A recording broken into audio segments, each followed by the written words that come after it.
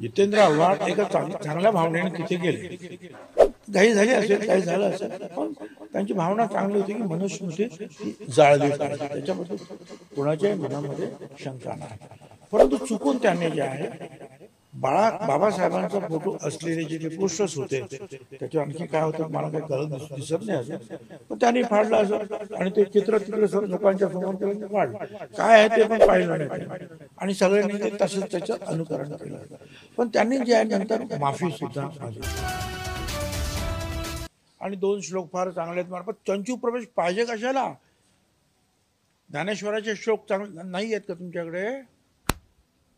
तुकारामाचे नाही आहेत? संत तुकारामाचे अनेक संतांचे आहेत, कबीरांपासून सगळ्यांचे आहेत.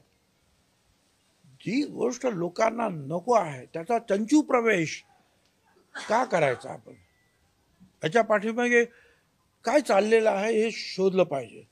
आणि दुर्दैवाची गोष्ट आहे की बहुजन समाजाचा मंत्री असलेले आमचे दीपक केसरकर त्याची भलामण करतात, हे तर मला अतिशय दुःखदायक वाटतं.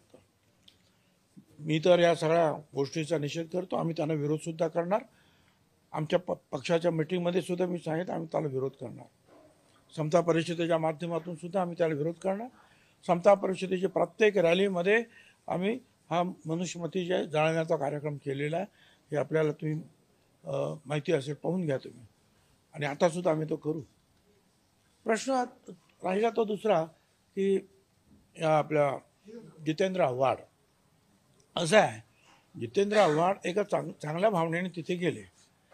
घाई झाली असेल, काही झालं असेल, पण त्यांची भावना चांगली होती की मनुस्मृती ही जाळली पाहिजे, त्याच्याबद्दल कोणाच्याही मनामध्ये शंका नाही. परंतु चुकून त्यांनी जे आहे बाबासाहेबांचा फोटो असलेले जे काही पोस्टर्स होते त्याच्यावर आणखी काय होतं मला काही कळत दिसत नाही अजून, पण त्यांनी फाडलं असं आणि ते चित्र तिकडे लोकांच्या समोर केलं, फाडलं. काय आहे ते पण पाहिलं नाही त्यांनी आणि सगळ्यांनी ते तसंच त्याचं अनुकरण केलं.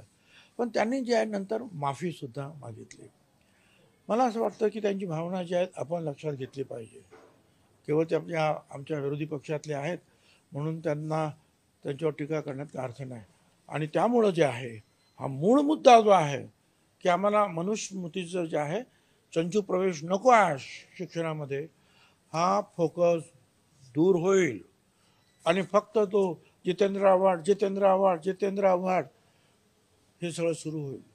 आणि म्हणून माझे आपल्या सगळ्यांना जे आहेत बहुजन समाजातले आणि या मनुस्मृतीला विरोध करणारे जेवढे म्हणून आहेत, मग दलित समाजाचे असतील, आदिवासी असतील, ओबीसी असतील, मराठा असतील, ब्राह्मण समाजातले असतील, महिला सगळ्या टोटल, या सगळ्यांनी जे आहे या गोष्टीवर लक्ष दिलं पाहिजे की मनुस्मृतीचा चंचू प्रवेश शालेय शिक्षणात नको. बाकीचं जे आहे नाहीतर आपण भलत्याच ठिकाणी जे आपला फोकस डायव्हर्ट होईल.